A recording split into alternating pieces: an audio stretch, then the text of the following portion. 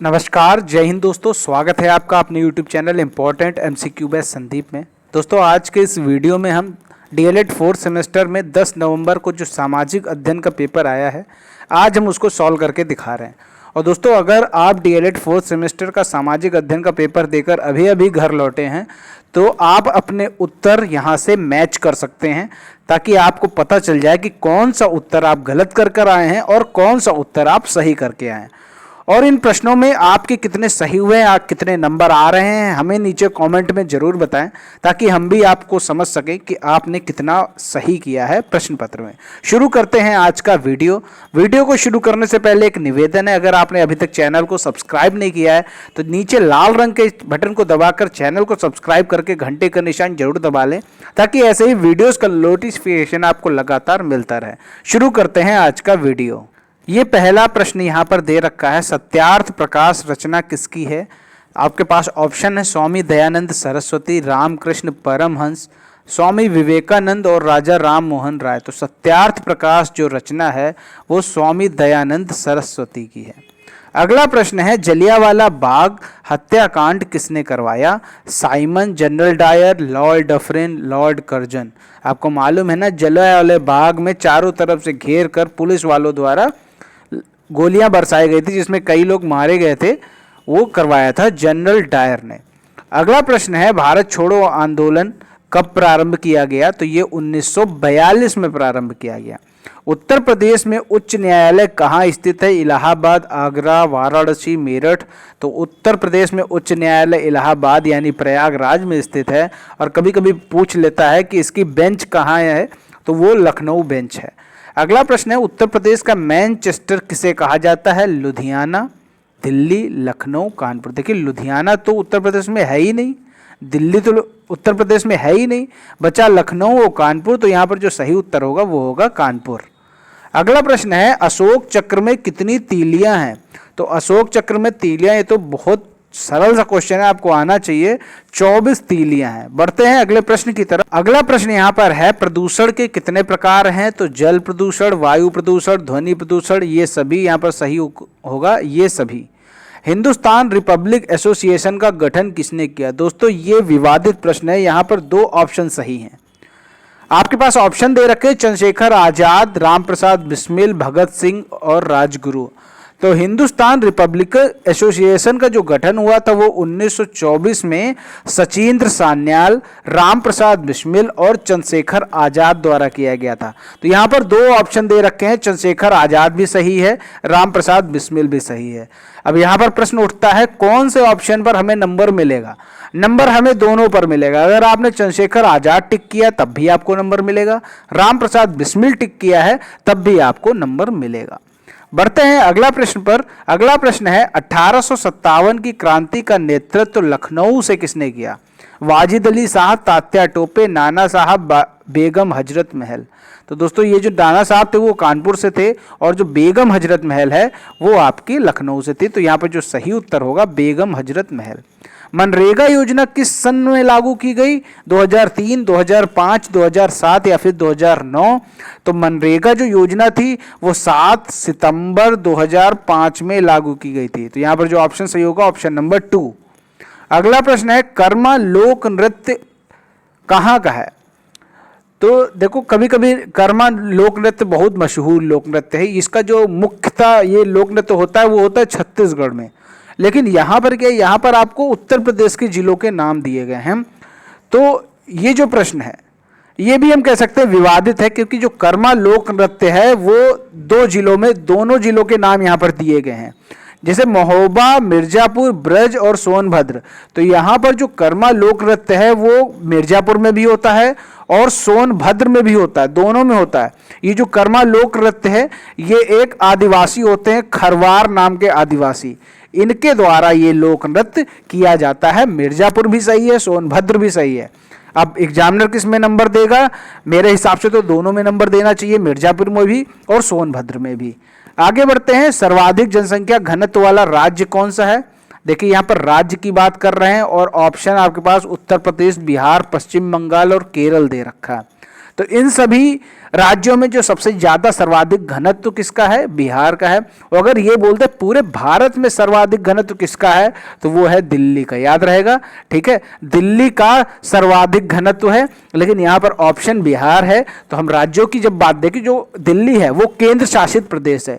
अगर सबकी बात करें, टोटल की बात करें, तो वहां पर दिल्ली नंबर 1 पे है जो सर्वाधिक जनसंख्या घनत्व में। और अगर केवल राज्यों की बात करें, यानी केंद्र शासित प्रदेशों को हटाकर केवल राज्यों की बात करें, तो वहां पर बिहार सही ऑप्शन है। हमारे राष्ट्रीय ध्वज की जो लंबाई चौड़ाई का अनुपात है वो है 3:2। अगला प्रश्न है, निम्न में से कौन सी फसल नगदी नहीं है? चाय, कपास, गेहूं, गन्ना। तो ये इनमें से कौन सी फसल नकदी नहीं है?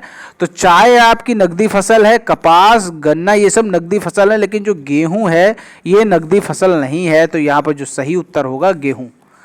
चौरी चौरा कांड कब हुआ था? चौरी चौरा कांड आपको मालूम है गोरखपुर में हुआ था 4 फरवरी 1922। तो यहाँ पर जो सही ऑप्शन होगा ऑप्शन नंबर 2, 5 फरवरी 1922। कहीं पर आपको 4 मिल जाएगा, कहीं पर आपको 5 मिल जाएगा। अगला जो प्रश्न है, 1857 के विद्रोह के 2 असफलता के कारण बताइए, जिससे 1857 जो विद्रोह था वो असफल हो गया। देखो, इसके जो असफल होने के प्रमुख कारण ये है कि सभी जितने भी लोग थे वो सब संगठित नहीं हो पाए, यानी सभी का संगठित ना होना एक प्रमुख कारण है। और दूसरा प्रमुख कारण है कि हम अंग्रेजों के खिलाफ हार गए। क्यों हार गए? क्योंकि उस समय हमारे पास जो अंग्रेजों के पास अत्याधुनिक हथियार थे वो हमारे पास नहीं थे, यानी जो भारतीय अंग्रेजों का विरोध कर रहे थे उनके पास वो हथियार नहीं थे। तो दूसरा प्रमुख कारण ये भी हो सकता है। प्रश्न संख्या 17 है, ब्रह्म समाज के मुख्य सिद्धांत बताइए। तो ब्रह्म समाज का जो मुख्य सिद्धांत था कि एक ही ईश्वर की उपासना करना, समस्त मानव जाति के प्रति बंधुत्व की भावना रखना, सभी धर्मों के ग्रंथों के प्रति श्रद्धा का भाव रखना। तो ये थे ब्रह्म समाज के प्रमुख सिद्धांत। बात करें कि अगर ब्रह्म समाज की स्थापना कब हुई, तो 1828 में ब्रह्म समाज की स्थापना हुई। आगे बढ़ते हैं, यहां पर जो अगला प्रश्न दे रखा है, प्रश्न संख्या 18, जेट धारा किसे कहते हैं? तो जेट धारा किसे कहते हैं? समताप मंडल में तेज गति से प्रवाहित होने वाली हवाएं जेट धारा कहलाती हैं। जैसे मान लीजिए ये पृथ्वी है, अब यहां से लेकर ये 6 किलोमीटर और ये आपका 14 किलोमीटर, ठीक है। तो ये लेवल और ये लेवल, इनके बीच में जो धाराएं चलती हैं, यानी जो भी हवाएं चलती हैं, वो हवाएं जेट धारा कहलाती हैं। और ये जो एरिया होता है, ये कौन से वायुमंडल का एरिया होता है? वो समताप मंडल होता है। तो हम कह सकते हैं समताप मंडल में तेज गति से प्रवाहित होने वाली हवाएं जेट धाराएं कहलाती। अब कोई स्टूडेंट ये भी हो सकता है लिखाया हो समताप मंडल की जगह वायुमंडल लिखाया हो, तो वायुमंडल भी बिल्कुल सही है। वायुमंडल में तेज गति से प्रवाहित होने वाली धाराएं जेट धाराएं कहलाती। अगला प्रश्न यहाँ पर है, उत्तर प्रदेश की प्रमुख जनजातियों के नाम लिखो। तो हम कह सकते हैं गोंड, थारू, ओझा, धुरिया, राजगोंड, चेरो, खरवार, ये सब क्या है? ये सब प्रमुख जनजातियां हैं। रोलेट एक्ट कब लागू हुआ? तो रोलेट एक्ट 1919 में लागू हुआ। इसी को काला कानून कहा गया। इसी को बिना अपील, बिना वकील, बिना दलील का कानून कहा गया। बात करें पूना समझौता पर, प्रकाश डालिए। पूना समझौता क्या? पूना समझौता या पूना पैक्ट भीमराव अंबेडकर और महात्मा गांधी के मध्य पुणे की यरवदा सेंट्रल जेल में 24 सितंबर 1932 को हुआ था। अंग्रेज सरकार ने इस समझौते को सांप्रदायिक अधिनिर्णय के संशोधन के रूप में अनुमति प्रदान की थी। तो पूना समझौता ये हो गया। ये किसके बीच में हुआ? अंबेडकर और महात्मा गांधी के बीच में। कहाँ हुआ? यरवदा के सेंट्रल जेल में। कब हुआ? 24 सितंबर 1932 में। प्रश्न संख्या यहाँ पर 22 है, कृषि पर आधारित 2 उद्योगों के नाम लिखो। तो कृषि पर आधारित ढेर सारे उद्योग होते हैं, जैसे हम कह सकते हैं कपास उद्योग, फल और सब्जी उद्योग, जूट उद्योग, सोयाबीन उद्योग, पेपर उद्योग। ये सब क्या है? ये सब कृषि पर आधारित उद्योग हैं। खिलाफत आंदोलन से आप क्या समझते हैं? खिलाफत आंदोलन मार्च 1919 में बंबई में खिलाफत समिति का गठन किया गया। मोहम्मद अली और शौकत अली बंधुओं के साथ साथ अनेक मुस्लिम नेताओं ने इस मुद्दे पर संयुक्त जन कार्यवाही की संभावना तलाशने के लिए महात्मा गांधी के साथ चर्चा शुरू की। यानी जो खिलाफत आंदोलन था वो मुसलमानों के हित में किए जाने वाला आंदोलन था। ये 1919 में किया गया।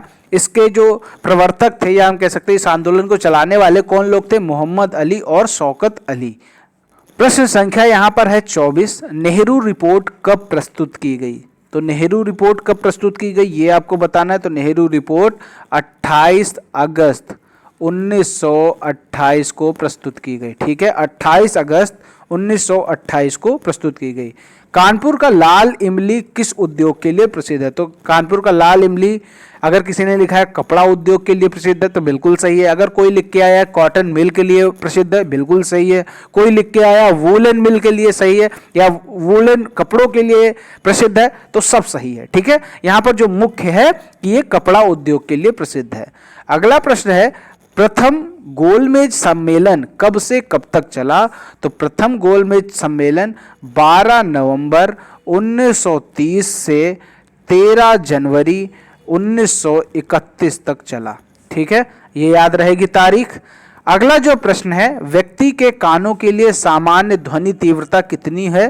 तो ये अगर आपने ये लिखा है 20 से 20,000 हर्ट्ज, ठीक है, तो ये आपका सही होगा उत्तर। अगला है, अस्पृश्यता का अंत किस अनुच्छेद में वर्णित है? अगर आपने 17 अनुच्छेद लिखा है तो बिल्कुल सही है। अंतर्राष्ट्रीय न्यायालय की स्थापना कब हुई? तो ये 1946 में हुई थी और इसका मुख्यालय कहाँ है? द हेग, नीदरलैंड में।